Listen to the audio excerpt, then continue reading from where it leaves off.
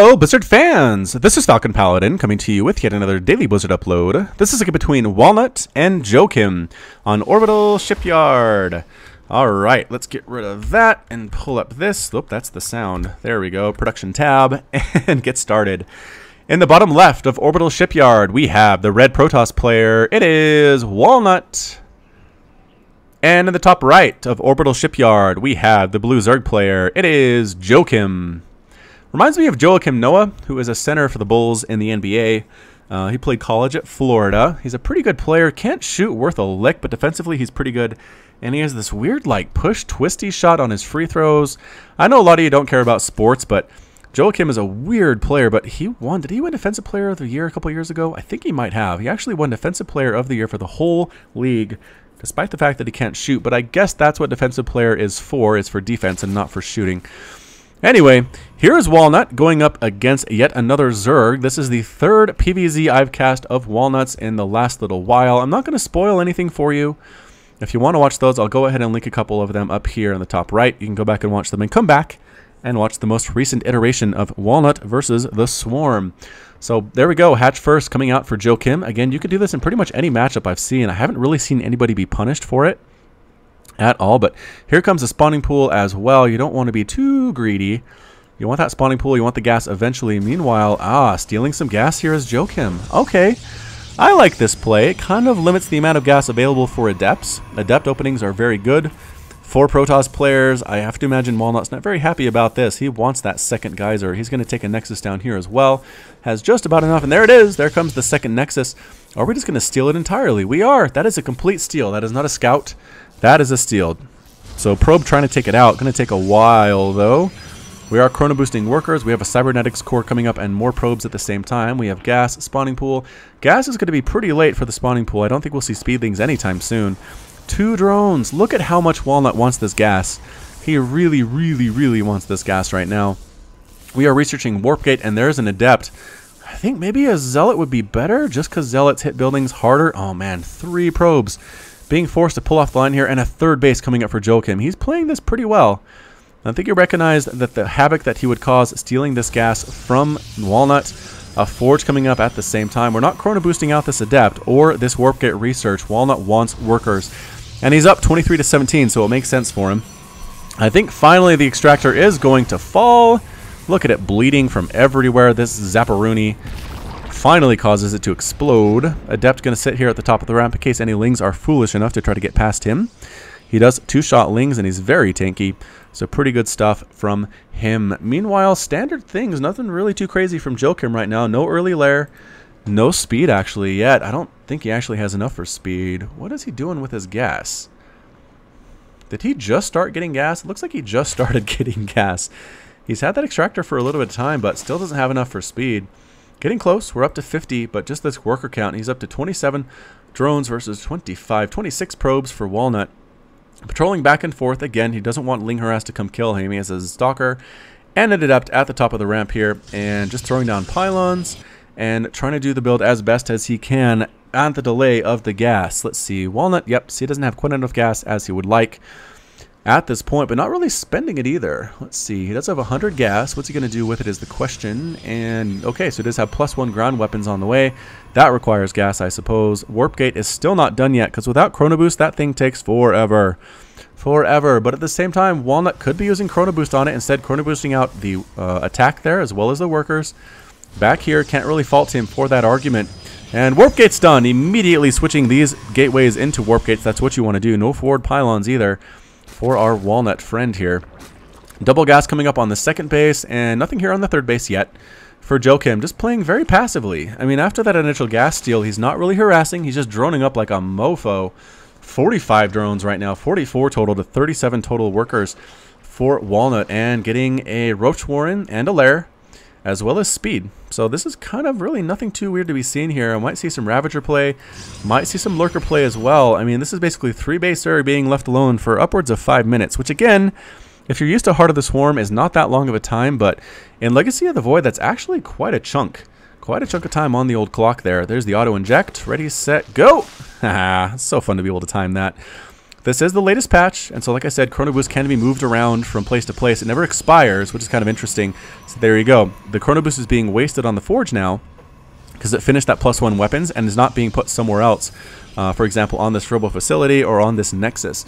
So that's something Protoss players have to pay attention to, is where Chrono Boost is. And there we go, actually getting +2 now on his... Is that +2? That is +2. That's what I thought. That's what the color there.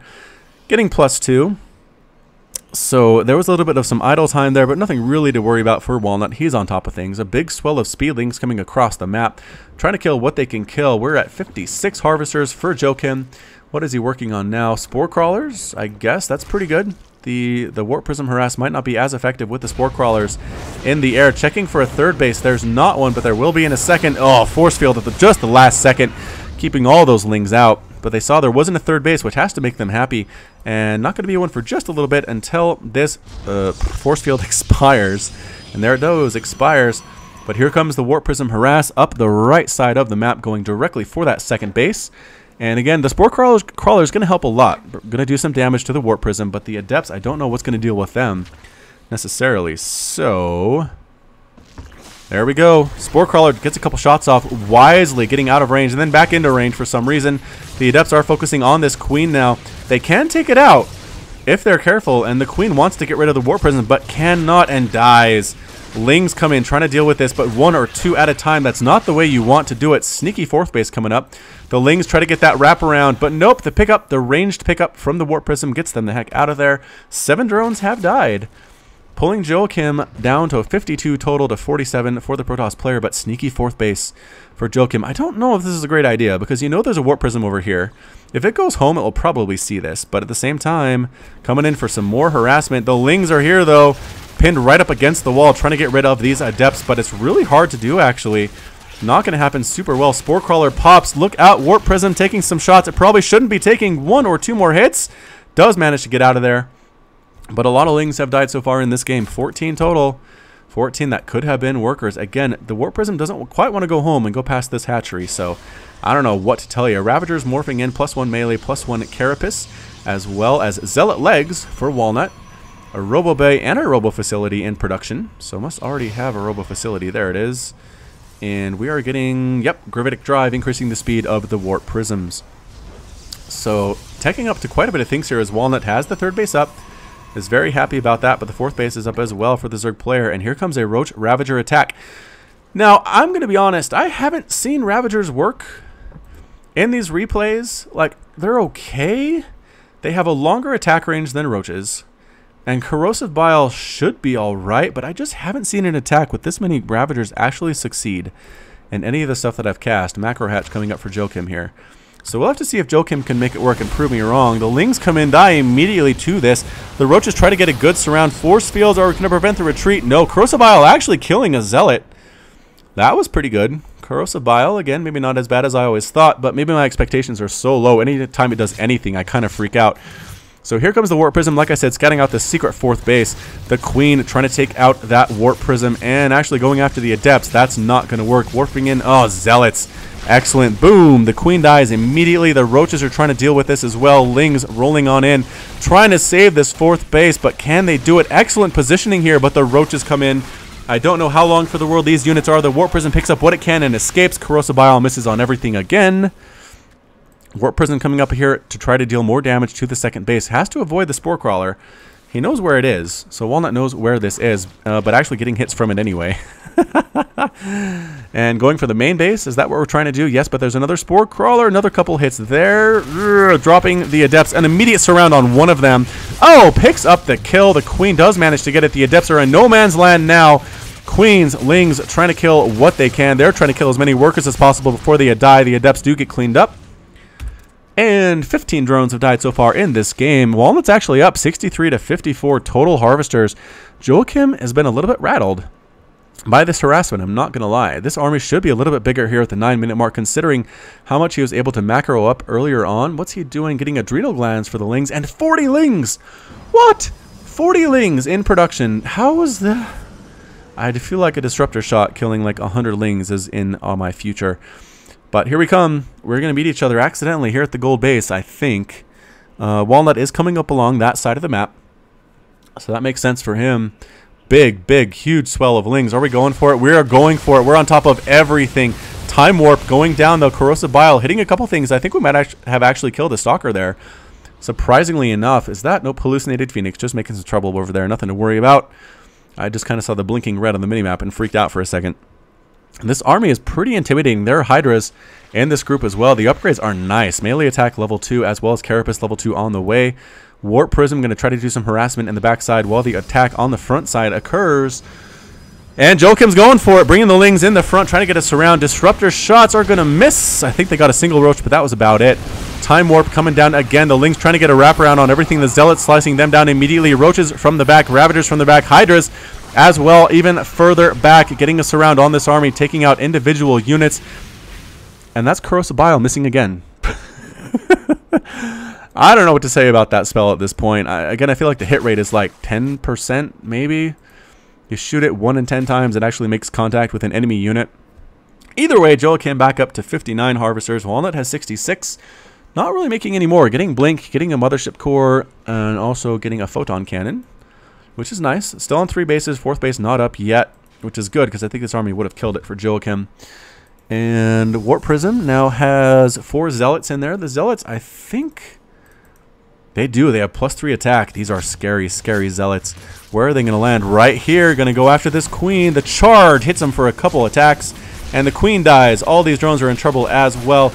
Lings trying to take out what they can up here at the top. That's not going to happen. The Zealots simultaneously attacking in the natural and in the main. The attack at the front here happening at the same time. Oh my gosh. Got to pay attention here. The Hydras trying to kill what they can, but I think there are too many units here. Yes, the retreat, as the Zealots are killing Broodlings. Not a good use of them. All cleaned up here in the second base, but chasing the army away for JoeKim. And Zealots going after this Evolution Chamber, but no!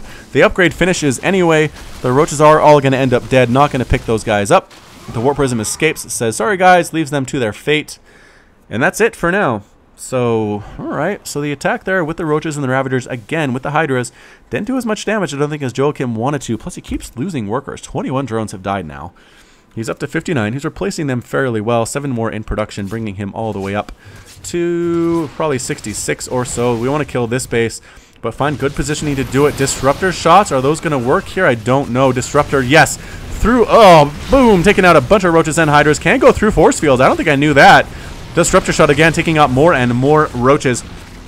Roach, Ravager, Hydra. Again, I just don't know if it's a great composition. Archons are in this army now doing extra damage to all things biological, which counts everything Zerg. Are we going to go up this ramp? Is Walnut feeling brave? And yes, he is. He's sitting up the ramp. He's going to go for this 4th base. Killing this would be a huge coup for him. All of the drones trying to escape. Archons getting shots off, taking them out as they manage to retreat. Walnut very happy with killing that base. Is going to retreat here. Nope, stand and fight. And JoeKim instead retreats back up north. And Warp Prism hanging out. Walnut not quite using it quite yet. Again, these macro hatches are good, but I just don't know what JoeKim can do against this particular composition. This is a lot of very heavy hitters. Lings again dropping in exactly the right place. All of these Zealots end up dead. The Queens might actually get the Warp Prism as well. A couple more shots. Boom. Good response there from JoeKim. Has some idle drones here. Might want to put them somewhere, but again, having lost this base, I don't know. I mean, what's left mining for JoeKim right now? Nothing here. 4 mineral patches here. Another base right there as well. Trying to take out this debris, but Walnut kind of hanging out. He has his 4th base now coming up. Very good for him. 4 base Protoss against 3 base Zerg. Always good, especially if 2 of those bases aren't doing anything for the Zerg player. Is that a Baneling Nest? Baneling Nest. Baneling Nest coming up. I don't know if Banelings is the answer. There are a lot of Zealots here and Adepts. Probably better against Zealots than Adepts. Not great against Archons either. Man, every time I see an Archon, I just remember that amazing cinematic for the Legacy of the Void that came out just about a week ago. And, I get chills. That was awesome. Seeing a 2 Templar, High Templar form into an Archon in that cinematic was amazing. Archons going to town on all of these creep tumors as well. I don't think there's anything really in the army to deal with this for JoeKim. He has a few Lings, a lot of Lings actually, and right up in front, amazing force fields funneling all the Lings through. The Archons are having a field day and backing out once again is JoeKim. Archon there with 10 kills at the front lines, exactly what he wants to see. He is an instructor after all. Going for it again. Disruptor shot on top of everything. Oh, that's so many dead Roaches. Where's that Disruptor? 5 kills on that guy. 27 kills on that one. This is it. That's it. JoeKim's defeated. Walnut's victorious, and JoeKim has left the game. So Walnut does get a victory against the Swarm here. He has to be very happy about that. And this has been FalconPaladin with yet another Daily Blizzard upload. Thanks for joining me today. You can catch me on Twitch, Twitter, and Facebook, all at /FalconPaladin. Hit that like button. Hit that subscribe if you like what you saw and what you heard on this cast. You can also, I was going to say catch me, but you can also share my stuff on places like Reddit and Team Liquid and, you know, Twitter, if you have a Twitter account and things like that, just to kind of increase my fan base. A lot of people have expressed a desire that I have more subscribers, and you can help by doing that by sharing my stuff on different sites and social media. So until next time, as always, thank you so much for watching, and this has been FalconPaladin.